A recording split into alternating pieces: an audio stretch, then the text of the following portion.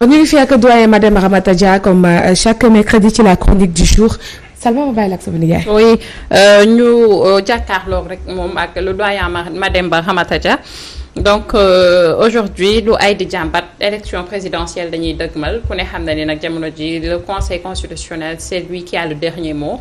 Dinañu dikk ci li nga xamante ne jamono ji moom la ñu nemmeeku ci dossier yi nga xamante ne déposé nañ ko seen table ñu nekk ci càmbar gu metti nag jamono ji am coow lu bari lu nga xamante ne nag juddu na ci Mademba mais laataa ñu cee dem ñu interpellé la rek suñu kaawu confrère Pape Sané mi nga xamante ni dafa nekkoon ci contrôle judiciaire ni ki biig wala barki demb doyen non le parquet le procureur defaat recours def appel pour s'opposer à sa liberté provisoire bi nga xamante ne joxoon nañ ko wala libération bi nga xamante ne jamono ji mi ngi ci donc naka nga gisee lu ñu mel ñu convoqué waat ko jeudi mu mel ni jamono ji nag li ñuy naan lido bi tasagul njàppaan gi jeexagul ci taskatu xabaar yi. bon ci taskatu xabaar yi nekk nañ ci poursuite bu xaw a jafe parce que généralement dañ leen di convoqué ñu leen di téye man jàpp naa ne quelqu'un qui bénéficie de toutes les garanties. dëkk ci réew mi njabootam nekk fi ay mbokkam nekk fi muy xëy fii wal fajri jarul nga koy téye waaw mën nga bàyyi boo ko soxlaa nga convoqué ko mais téye ni c'est la dernière des choses parce que la prison ça doit être l'exception malheureusement nag fi mu toll nii au Sénégal la prison est devenue le refuge des hommes libres bu njëkk ba boo demaan ci prison yi ay délinquants ñu mais léegi dans nos prisons ay hommes libres ñoo fi ay intellectuels engagés wala ay hommes de presse wala yooyu ay délit d'opinion donc ça veut dire que démocratie bi weesu na foofu nañ bàyyi nit ñi ñuy wax boo nekkee bulu justice waxuñu bu kenn justice interpellé mais bu la interpellé aussi ñu may la possibilité nga dox sa liggéey en France c'est rare nga gis ñu téye nit ci yooyu dañ lay woo saa ñu la soxlaa woo la après ñëw wax ak yow comme que parce que pour procureur interjeté après ça veut dire que peut-être dinañ dem instruction. donc tout instruction ci benn poste boo xamante ne defoon nga ko li nga ci wax leer na nañu. et puis loolu dafa yàggoon sax quoi waatee lan lu bees nga mën a wax loo waxul woon ci bañ lay entendre la première fois. donc ça veut dire que bu ñu la convoqué am na leneen lu ñu bëgg lu dul yemale fii mbir mi. donc ça veut léegi daal li am solo mooy nañu bàyyi nit ñi ñu def seen liggéey. ku nekk ci nga lekk après Sénégal gi jëm kanam. mi ngi noonu. alors fallait que ñu commencer par ça Aïcha ndax kenn la ci ñun di Pape Sané ñu lay fësal bu baax a baax suñu jàppandal ci yow encore une fois donc ñu dugg rek ci conseil constitutionnel mi nga xamante ne jamono ji il a le dernier mot ci li ñeel élection présidentielle yi candidats yi déposé seenub dossier ci seenu table jamono ji ñu retenir 21 candidatures wala candidats yi nga xamante ne déposé woon nañ foofee mais nag yëf yi mu mel ni dafa am ay irrégularités yu bëri yu nga xamante ne nee na nemmeeku nañ ko ci opposition bi dégg nañ leen ñu ne près d'1 million de Sénégalais wala d'électeurs yu nga xamante ne jotoon nañ parrainé dañ leen wax que figuré wuñu ci dossier bi après aussi on a vu benn collectif des candidats bu ñuy wooy candidats spoliés de leur parrainage ñoom itamit booloo def benn say déposer ay recours def ay réclamations par rapport ak processus bi di demander à ce que ñu revoiraat ko compte tenu de toutes ces irrégularités en tant que taskatu xabaar naka nga jàngatee lu ni mel. bon man parrainage bi wax dëgg yàlla dafa doon parrainage boo xam ne daf ma ëlëm maanaam objectif bi taxoon ñuy def parrainage maanaam filtrage non seulement le filtrage n'a pas eu lieu. parce que boo interroger histoire en 2019 il y avait 28 dossiers déposés on a eu 7 candidats ensuite ñu dindi ci ñu recalé ci ñaar en définitive boo xoolee bi 93 dossiers déposés donc te fi mu toll nii nekk nañu 21 te peut-être sax il y a possibilité que d'autres s'y ajoutent donc ça veut dire que parrainage au lieu de régler des problèmes parrainage 2024 bi dafay gën a indi ay problèmes il en a augmenté. D'accord.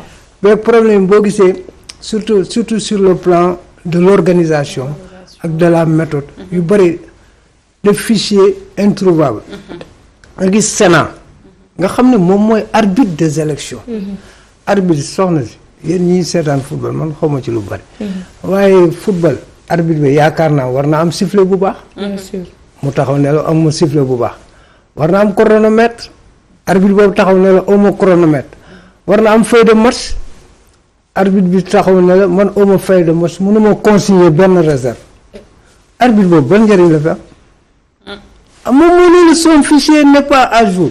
Ça veut dire que son fichier n'est pas bon. nga ñëwaat aussi dans la même manière nga gis ñu ne la Ousmane Sonko n'est pas sur le fichier électoral. Selon la DGE. Mohamed Ben Diop ak Mary Teuw Niane dem ba ñoom ñu déposé seen candidature. dem ba fële conseil constitutionnel ne leen nekkuñu ci fichier bi. léegi apparemment conseil ak DGE n'ont pas le même fichier. Donc cela aussi pose problème sans compter nag la masse d'électeurs introuvables. surtout loolu. waaye ay nit nan lañ ñooñu fu ñu ne. nombre bu takku. donc yooyu yëpp ay problème léegi nag vraiment parrainage bi moom wax dëgg yàlla. du woon parrainage boo xam ne moom lañ doon xaar. donc il y a tellement sans compter aussi ay clés inexploitables. Oui. Clés inexploitables ñoom yooyu yëpp boo ko dajalee ça veut dire il y a tellement de dysfonctionnement léegi nag loolu lu mu jur mooy action réaction. Quelle a été la réaction de l'opposition? Déposer ay recours. Ce que j'appelle le bal de recours. léegi buñ ñoom déposé nañ seen recours ñu ngi ko déposé ci conseil constitutionnel. est-ce que conseil constitutionnel dina adduwaat dina weddiwaat boppam. c'est ça la grande question. au-delà de ça aussi gis naa leen ñu bind benn lettre collectif boobu ngay wax nii. des candidats waaw bind benn lettre au président Macky Sall mel ni dañ koy ñaan mu dimbali leen ba ñu reprendre le processus man loolu wax dëgg yàlla ça me pose problème. Pourquoi ça me pose problème? Moi, parce que man dans la vie jàpp naa ne quand tu es dans une dynamique de combat. da ngay nekk dans une dynamique de combat. boo nekkul dans une dynamique de combat nga nekk dans une dynamique de négociation. En fait l'opposition a tendu la main au président Macky Sall. léegi en charge nag à lui de prendre la balle au rebond moom mooy xool bal bi fu mu ku muy def passe bi. bu ko neexee mu ëpp mu kii ko nu mu tudd bloqué bal bi te teg dëgg bal bi. bu ko neex aussi mu tudd léegi nag loolu day am conséquence. parce que bu ñu vérifier parrainage bi kii donc ça veut dire que on tend implicitement vers un report. léegi nag report bi boo leen xoolee kan moo ko njëkk a wax. le camp du pouvoir. c'est l'opposition. L'opposition. Boubacar Camara moo fi njëkk a wax report. C'est vrai moo ko njëkk a agité. ñu dem ba benn instant Souleymane Jules Diop agité le report. ñu dem ba benn instant Mame Mbaye Niang génn def sortie. bi mu defee sortie ne ce serait nu mu tuddati kii waaye du doon kii quoi une élection sans Khalifa Sall ak Karim Wade. ce serait vraiment trahir l'esprit du dialogue. waaw donc xam nga kooku junj na beneen affaire. te boo xoolee aussi dugaloon nañu affaire Karim Wade bi jàppal bàyyi.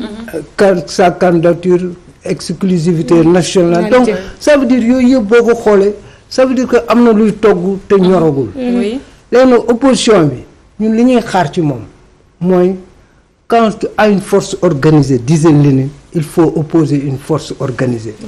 opposition bi dafa manque d'organisation. c'est ça loolu mooy wax ji. et puis opposition bi aussi très souvent elle rate les combats essentiels. parrainage bi dañ ko waroon xeex bu yàgg. processus électoral bi nga xeexu yooyu moo doon combat yi. mais ils se sont arc-boutés sur le 3e mandat léegi bi président Macky Sall ne bokkatul nag ils ont été un peu déroutés. le temps de revenir et cetera mais li ñuy def man wax dëgg yàlla. gisoo moo ko noonu. jël ay di wax ay collectif di bind ay lettres di reprendre processus bi le processus est irréversible. devrait faire alors ban posture la ñu waroon a am actuellement. posture bi mooy lenn fexe ba créer des pôles forts comme ni ko Ablaye Wade defe woon en 2000 pas Ablaye Wade sax mais les Dansokho Bathily autour de Ablaye Wade ñeneen am beneen pôle ak beneen pôle. Ensuite ñu créé ce que ñoom à l'époque ils avaient créé ce qu'on appelle le front FRTE le front de régularisation pour la transparence des élections ñu sécuriser vote yëpp ba nga xam ne kenn mënul am fooy jaar les gens étaient sur le bureau de 8h à 18h. parti yëpp organisé dajale doon benn say bi élection yi gën kenn mun c'est irréparable. imparable wax ji loolu la xam nga pouvoir dafa am doole. am nga police am nga gendarmerie am nga justice yooyu yëpp mais loolu il faut nga am organiser am peu mais bu ku nekk jaar fi ñii boo leen déggee li ñuy wax li leen en li ñu doon kii Khalifa Sall. naa bokk ñoom looloo leen intéressé bi mu toll. daf mel loolu la ñuy wax naa bokk.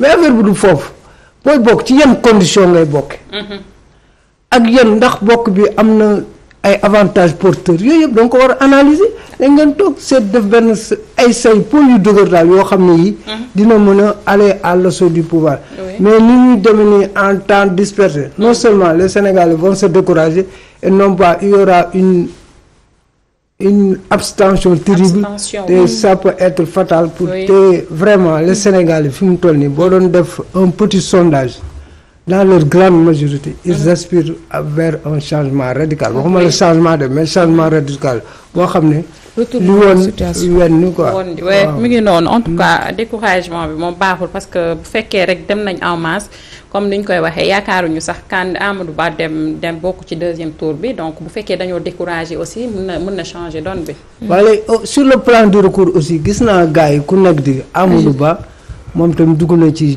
baal bi ba def benn recours contre Aly Ngouille Ndiaye ses anciens camarades Boun Dionne ak kii quoi ak Bassirou Diomaye Camara bon il y a aussi Thierno Alassane Sall qui a fait un recours contre Karim Wade léegi foofu nag par rapport à ça xam nga junjoon naa ko fii la dernière fois ma ne il y a une question que Karim est en train d'élucider d'occulter te mënoon na ko wax ci discours am leeral bopp nit ñi léegi maintenant on l'a forcé pour mu leeral ko moom léegi yónni na dem son mandataire Maguette Sy pour mu déposer la preuve que moom il a renoncé à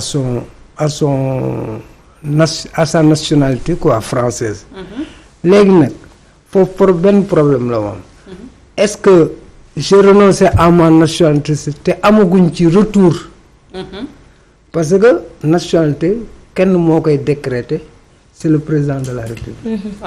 donc préciser que même bu fekkee il a renoncé aussi na andi preuve que renonciation boobu accepté nañu ko. est-ce que il y a un décret de Macron qui dit que Karim Wade a renoncé ki mën nga bind compte tenu de lenteur administrative wala pour le désir de tubaab de ne pas te libérer ñu téye ko foofu donc yooyu yëpp c'est des questionnements man nag xamaguma lu Karim déposé mais en tout cas yóbbu na benn attestation mais xawma ndax attestation bi dafay firnde ne il y a un décret qui est fait en sa faveur maintenant au-delà de ça man jàpp naa ne Karim bu jàllul ndax loolu il doit s'en prendre à son père pourquoi parce que en 2001 léegi dañ defoon référendum à l'époque on mettait que Sénégalais bu nekk tout candidat tout qui celui qui est de nationalité sénégalaise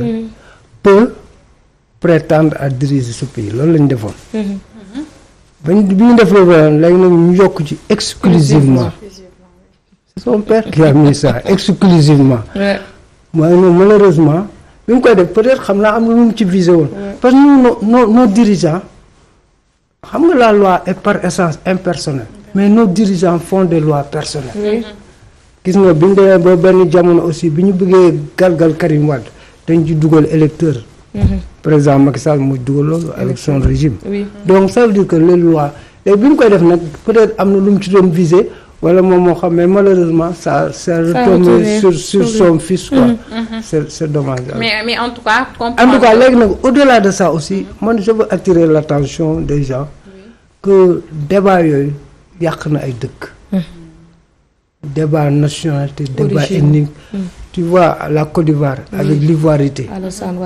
Alassane Ouattara mënu fa nekk ay responsable pendant des années ñu ne la kii de Karim kuy sa baay Ablaye Wade ku jur Ablaye Wade Mor Talla Wade fu mu dëkk Kébémer donc pour nga dénier ko statut Sénégal day compliqué mais la loi est dure et c'est bon gis naa fi aussi ñu agiter le débat sur Amadou Ba. Amadou Ba nous qui sommes de Grand Dakar ñaari tali et qui l'ont connu qui ont grandi avec lui xam nga nu ñu ko doon wooye Bayal pourquoi. tur boobu lañ ko xamee Grand Dakar bi ñu nekkee xale. on l'appelait Bayal. comprendre nga. pour te dire que jànge école Rue de Puy la jànge. Rue de Puy bu Grand jóge fa dem Delafosse. après dem université après dem ENAM.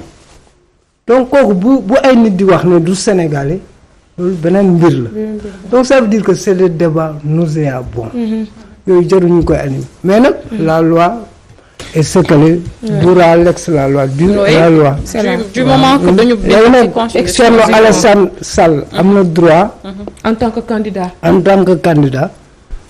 de faire un recours le Karim Wade aussi en tant que candidat il doit prouver le contraire. Il est dans son rôle. Chacun fi mu nekk nii rek am na lu la ci war mais on a vu hier benn professeur agrégé ci droit public di Sidi Alpha Ndiaye def benn texte bu intéressant d'ailleurs jëloon nañ ko démb fii ci invité de la rédaction ci Walf di wax que la candidature d'Ousmane Sonko est toujours valable ndax lay wala motif bi nga xamante ni moom la conseil constitutionnel joxe dafa ñeel li nga xamante ne moo di wàllum attestation wu caisse de dépôt et consignation voilà Pierre di ma rey il m'a tellement corrigé ci loolu. te dafa am jurisprudence bu ko tënk. waaye dafa am jurisprudence bu ko tënk di instance Sankaré bu 98. donc mu tënk foofu nekk bu fekkente ne wax na loolu rek dafay jur benn précédent bu dangereux pour dëkk bi Sénégal. waaw même boo xoolee sax affaire conseil constitutionnel dafa am yu mu occulté. donc ça veut dire que foofu dafa mel ni mi ngi dëggal ne Ousmane Sonko mi ngi ci fiche de parrainage. parce que déggoo ko fenn conseil constitutionnel lan la wax ne moo ko bloqué attestation. bu dee attestation bee ko bloqué ça veut dire toutes les autres pièces sont valables. oui. donc kon moom dugalaat na ko de manière implicite dans le fichier boo déggee ni ñu waxee ak li motif yi ñu joxe donc ça veut dire léegi nag la loi aussi jurisprudence boobu nga wax dafa am solo. parce que instant Sangaré bi ñu ko dafa demoon di déposer ji fekk gars yi liggéeyuñu. te dañu waroon liggéey mu def recours finalement on l'a acquis dans ce droit mais même au-delà de ça. Sonko amagul benn condamnation définitive. donc ça veut dire que il peut être encore sur la liste. et puis ñoom seen motif yi ñu évoqué sax déggoo si ñu ne la l'affaire Mame Mbaye Niang déggoo ñu ne la l'affaire Sweet Beauté li ñu lay waxal yëpp ay problèmes administratifs yu nga xamante ne la c'est des hommes de l'administration. et puis attestation bi aussi waa CDC seen rôle mooy nit ko déposer na xaalis. ñu jox ko. ku nekk dafa am ce rôle dans ces élections.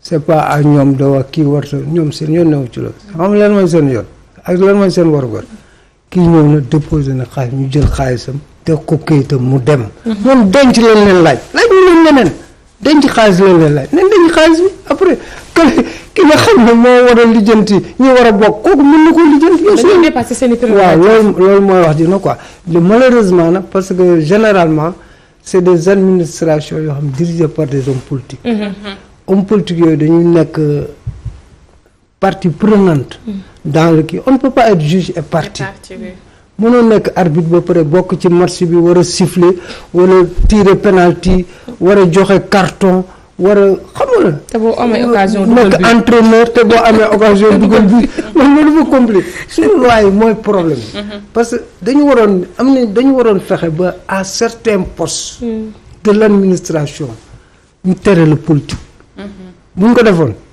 ministre de l'intérieur ñu ne dootoo politique. ministre de la justice ñu ne dootoo politique. ministre des finances ñu ne dootoo politique ak ña fa nekk ministre des affaires étrangères donc tous les. mais loolu est-ce que mën na nekk ci régime boo nga xamante ni le président même il t'incite à faire de la politique tey jii même bu fekkee da la jël nga nekk technocrate mën na laa destituer comme quoi que yow amoo sa base. c'est que gis nga question yi nga wax. c'est tellement important mais assises yi réglé woon nañ ko. malheureusement nag les assises n'ont pas kii. faiblesse bu mag bi suñu réew mooy le chef de l'État et chef de parti Quand tu es chef de parti, tu es chef de clan. Oui. Quand tu es chef de clan par essence da ngay far. ah oui et tu fais des bu la ci stratégies kenn politiques. man fii laa bokk.